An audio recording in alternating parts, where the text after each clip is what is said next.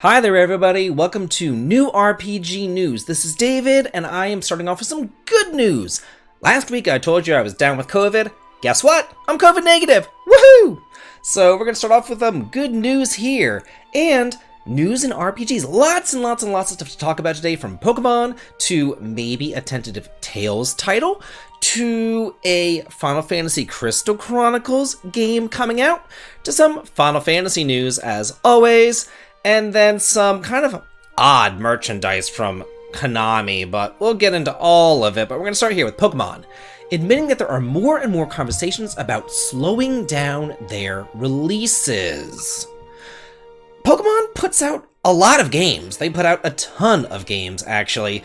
Multiple games, you know, they have their release schedule for about every 2 or so years. They put out a new Pokemon game, and it's like 2 Pokemon games. And yeah, this might have worked on like the Game Boy and the portable systems all the way up to like 3DS, but now that they've gone to home consoles and the Nintendo Switch, not really working all that well for them. So they're talking about slowing down the releases because of all the bugs, the unstable frame rates, just the glitches and everything else, and they want to slow it down in order to maintain quality. And I think that this is a good thing, myself. I'm just going to go ahead and read out their statement to y'all, and I do want to know what you guys think about all of this. It says, I think in general, if you look at the path that we've taken up till now has been this constant release, always regularly releasing products on a fairly fixed kind of cadence, you might say. Always having those products able to be introduced and new experiences for our customers. And that's how we've always operated up until now. I think that we're still operating that way, but there's more and more conversations as the development environments change, that means the consoles, about how we can continue to do this while making sure that we're ensuring really quality products are also being introduced. So they are listening to y'all about, you know, the bugs and the glitches and, you know, how these Pokemon look. You know, we have Pokemon ice cream cones now and Pokemon trash cans and stuff, and like what happened to like more imaginative, you know, Pokemon and stuff like that. So hopefully this will lead to maybe more people being hired, or at least something to do with the Pokemon series getting higher quality in general. Let's file this under I'll believe it whenever I see it. It's almost September, for God's sakes. Bandai Namco plans to release a number of major titles in the second half of this year. Okay, you might want to announce some of these major titles, whatever they happen to be. Like, well, what are you keeping under wraps here? We don't have a lot to report here. It just says that they recently published their financial results, and the company has informed investors of their plans to release a number, not just one, a number of major titles during the second half of 2023 and beyond. We are far past the second half of 2023. We're in like the last quarter almost. One of the games mentioned was Naruto x Boruto, though they won't disclose the others. So we'll have to wait and see what they are. We already know that Tekken 8 is in development, but hopefully there's some Tales of games in there somewhere. Hopefully, maybe a Tales of Arise 2, or maybe we're going to move on from Arise and go in, or maybe we're going to get some remasters of games that actually need a remaster and not a billionth Symphonia port. That'd be great. Maybe we'll get some of the ones translated here that were never translated in the West. Maybe something like Rebirth. Maybe those Triverse games. Maybe Destiny 2. Who knows? And this is actually kind of sad. Some sad news right here. No matter how you might feel about mobile games or Genshin Impact or whatever, that is no excuse to be rude or downright nasty or do some crazy stuff. These are people too, and they do deserve respect. And I personally know what it's like to have horrible comments laid at my feet. I get them every single day. You wake up in the morning and you're like, oh wow, the sun is shining, the birds are chirping, it's so nice outside, I can't wait to start my day. Let me see what's going on YouTube. And I pull up my phone and I'm like, ugh. Sometimes comments do have a way of ruining your day, and right here it says Genshin Impact developers were left crying over their Zelda Breath of the Wild clone accusations. It says that whenever the game was first revealed, many developers were left in tears by the negative response to the game's reveal, when many accused it of being a The Legend of Zelda Breath of the Wild clone. It says here that one attendee even took to protesting it by smashing their PS4 in front of the booth and laughing in their face. I remember many young colleagues crying and saying to me, "Why is this happening? What did we do wrong?" But this is youthful innocence. You could say that we're fearless, we thought, and we acted. We explained to the team that they used the criticism as motivation to prove themselves, and as time went on, more and more of Genshin Impact was revealed, and they managed to win around fans. So that's good. Again, people can be very, very, very toxic and horrible and hateful behind a keyboard on a computer. This is just a reminder to y'all to try to be nice. They're people too. And speaking of Genshin Impact, I figured I'd put these two stories back to back. If you do play this game, there is a new update right now. It says version 4.0 update is now available. You can enter the 5th nation of Teyvat. This adds a new area, Fontaine, new characters, Liney, Lynette, Freemanette, new domains, new equipment, new main stories, and more. And then it goes through like a billion patch notes, and I am not reading all of this, like I'm telling you, like a billion patch notes. It's kind of crazy how much stuff they added to this game. So if you are a Genshin Impact fan, you might want to go and check out all of this new content right here.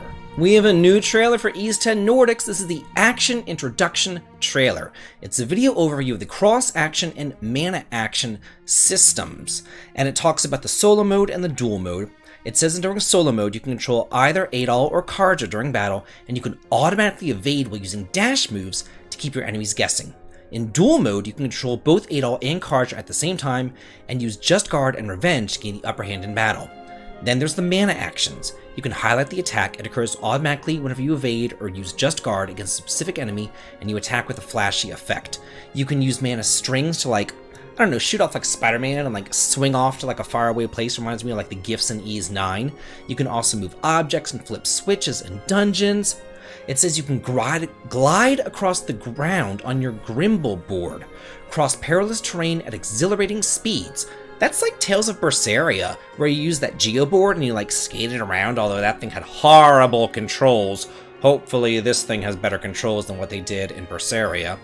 Then there's the burst. Charge and release bursts of mana energy. Switch between flame and ice attacks depending on your target. This has a release date of September 28th over in Japan, but nothing here yet in the West. There's like nothing about this game yet, and the trailer up top has like nothing being shown either, but it's been announced, so I figured that I'd bring it up. Teenage Mutant Ninja Turtles: The Last Ronin has been announced for PS5, Xbox, and PC. This is a video game adaptation of a best-selling comic.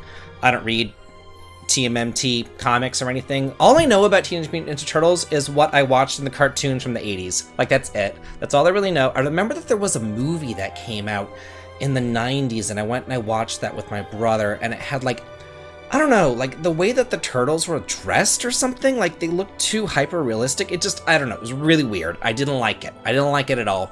I like the little cartoon, you know, and I always like Michelangelo. So what can I say? You know, I'm a Teenage Mutant Ninja Turtles fan, but only a fan of that one cartoon series from the 80s. Creature Keeper has now been confirmed for the Switch. It is due out sometime this year. It was first announced back in February of 2022, coming out for consoles and PC. They never said which platform it would be coming out on, but now it's coming out for the Switch. I'm just going to read the official overview of the game. It says that this is a monster taming game where you fight alongside creatures you've befriended in real time. Form a part of your favorite creatures and strengthen them by cooking yummy food, crafting trinkets, earning power-ups for your pocket garden, and nabbing unlockables from the bestiary. We don't have a release date for this game yet. This looks like old school Pokemon to me, so it just looks cute, you know? It just looks cute, and I like covering cute games and cute things and RPGs that are kind of up my alley. Just a To the Moon series beach episode launches in late 2023. This is a new short adventure of an expansion to the Moon. If you're wondering what this is, and this caught my eye, because To the Moon was one of the very, very, very first, like, famous indie games out there. It was up there with, like, Breath of Death 7 as, you know, a famous indie game back whenever indie games were, like, first coming onto the scene. I want to say it came out in, like, 2010 or something like that. It was, like, really, like, on the ground floor.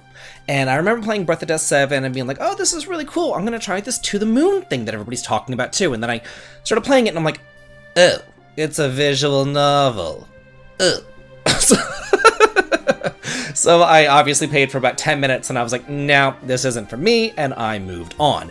But I'm just kind of shocked that this thing is still alive and still going strong, well over 10 years after its release.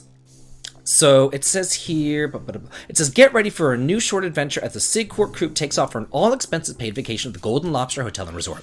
For a grand total of 1 day, which is apparently the most the company's willing to fork out. Join familiar faces from To the Moon, Finding Paradise, and Imposter Factory, which are all kind of like... Didn't they also do like a bird story or something? They had a lot of games in this kind of, I don't know, To the Moon universe thing, because they kept on... I don't know, it was a famous game at the time. Anyway. In this narrative adventure filled with mini-games of varying elements, mysteries, and relaxation, as well as... Wait, most of the characters here should already be dead. Oh, thanks for the spoilers on a 12, 13, 14-year-old game. Whatever. Not gonna play it anyway, it's a visual novel, whatever. Oh look, it's a game that nobody wants and nobody asked for! South Park Snow Day has been announced for PS5, Xbox, Switch, and PC. This is a 4-player cooperative game. What is this, like GoldenEye 64 coming on here? I don't know. It's not an RPG. I loved the 2 South Park RPGs, and now I guess they're dropping those wholesale. So I thought that I'd just bring this up because I'm kind of upset about it, honestly. This is like, it says, join Cartman, Stan, Kyle, and Kenny in a 3-dimensional glory to celebrate the most magical day of any young child's life, a snow day! Grab up to 3 friends and battle your way through snow-plowed streets of South Park on a quest to save the world and enjoy a day without school.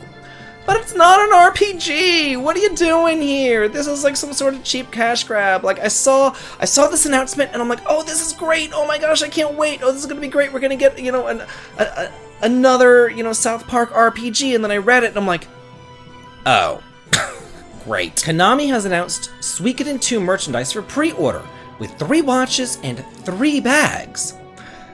Oh, the thing is, if you look at these watches, or if you look at these bags, they're like the most generic things I've ever seen in my entire life. How in the world are these things Suikoden inspired? Like, look at that. It just looks like a what? I guess it's like there's like a rune there or something, I guess.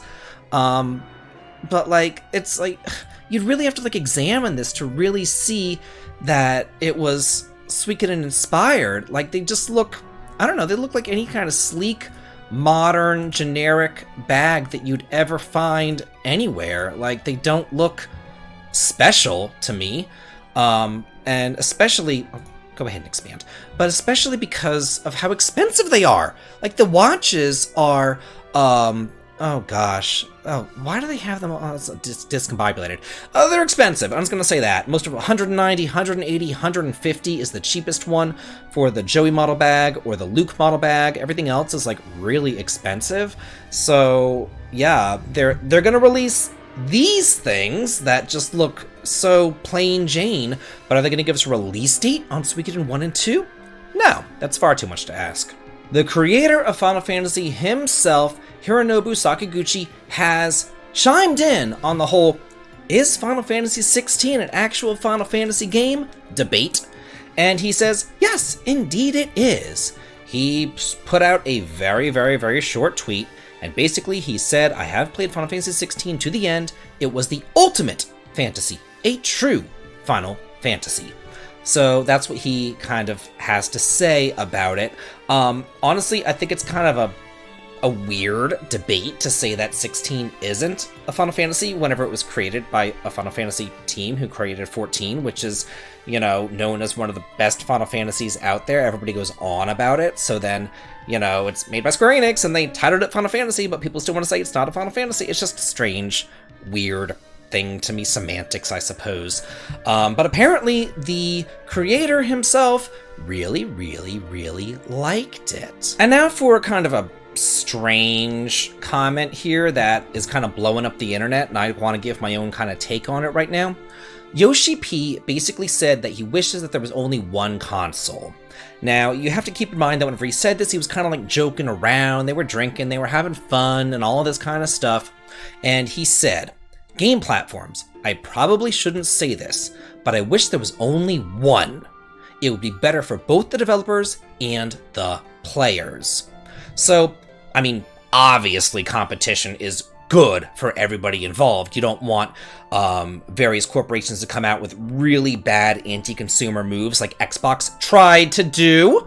But thankfully Nintendo and Sony were there and they didn't let them, and then Xbox fell down to the bottom of the console wars where they belong with no JRPGs. But anyway, that's a different rant for a different time.